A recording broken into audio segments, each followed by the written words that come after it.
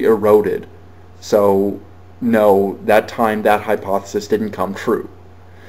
So that's what I mean by measurement and hypothesis, and this is just to give you an introduction so you can understand science and you can understand what we're dealing with when religion makes claims about factual reality, the reality that we live in.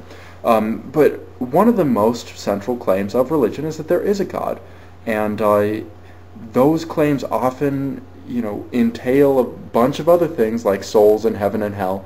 But when we're talking about the existence of God, we're talking about just the exact religious claims, testing them and determining whether they are being accurate, whether their predictions are working or not. So that's how it becomes scientific. Now, religious claims are very specific, and they are also published openly. You can look at religious claims. Oh, it was a miracle. That's a religious claim. So that was God doing it, the supreme ruler of the universe doing that. What about my prayer was answered? Another religious claim. Now, this goes throughout all, laymen to the highest levels of religion. All of these people make the religious claims. And the scripture also makes the religious claims.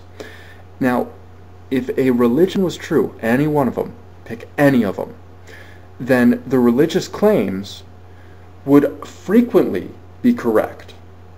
That seems uncontroversial. If a religion was true, religious claims would be correct, made by that religion, the true religion, the one true religion, right? that idea has helped a lot of people, hasn't it?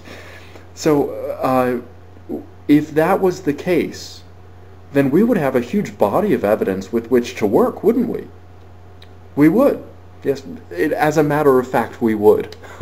So you look at religious claims over time, and so here's where I want to provide measurement. Here's your new measuring device. It's called the accuracyometer. We're going to write down all the religious claims and put little check marks when they are accurate, when they make sense. So the world's going to end in 2012. Did it end? Oh, I mean, wait 3 years. But no, it didn't end, right? So religious claim, inaccurate. Now, if we tallied up these books, we would have a weird data set, because we'd have Mayan religious claims, we'd have Islamic religious claims, we'd have Christian religious claims, we'd have New Age religious claims, we'd have Jain religious claims, Buddhist, until it just doesn't end, Hindu religious claims, until you're sick of it, right? But nevertheless, once we sorted that in our Microsoft Excel sheet, and we separated it religion by religion, we'd have all the Christian religious claims. Now let's say we resort it by sect. Mormon, silly Mormons. There's only like 1% of us that's Mormons. I mean, it's tiny. Protestant, I mean, that includes like Lutheran, Anglican, Episcopalian, Catholic, right? All of these. Let's say we resort it. Give them another chance. Get that data set to be so tiny, right? The Catholic claims are very specific. An embryo is going to have a soul. It's going to have consciousness. Their religious claims are quite specific. Now, we check those. This is a lot of work, and it's something that, isn't always publicly done. Atheists have only begun to really call out religious claims as they've been proven false. And usually they get a pass. You call that plane flight miraculous. Next month, another plane crashes, everybody dies. Oh, not a miracle. But tally up the results. And what would you expect if there was a God? One of these denominations would have not 0%, not 10%, they would have 100% success rate. Because they would be the representatives of the ruler of the universe. This is dictionary.com. You can look at the specific sects' definitions of gods.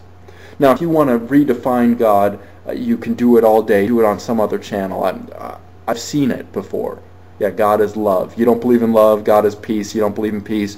God is what started the Big Bang. You don't think that a singularity is the same word as God. You know what I mean? Like, are you gonna fucking ignore our whole culture? What do you think God is? And I've gotten videos on this, and I think I've established that we can rely on the religious for definitions of God.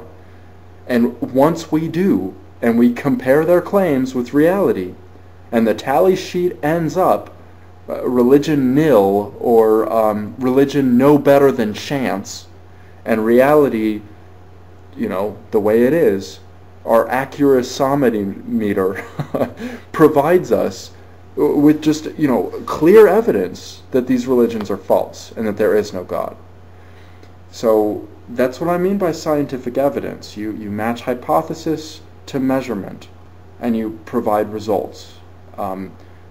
This wasn't highbrow, it wasn't lowbrow. This is fair use of these concepts. You should not believe in God. You should not believe in it, Adam. You shouldn't believe in anyone, obviously. But you should also understand, you should believe, you should think that it's true, that science has shown God to be false. Now you can run these experiments, and these experiments aren't published frequently. Are they published in peer-reviewed journals? I haven't seen any.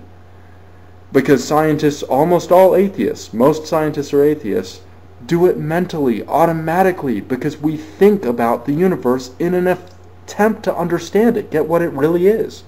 But, I don't see anything barring these kind of results from being published in peer-reviewed journals.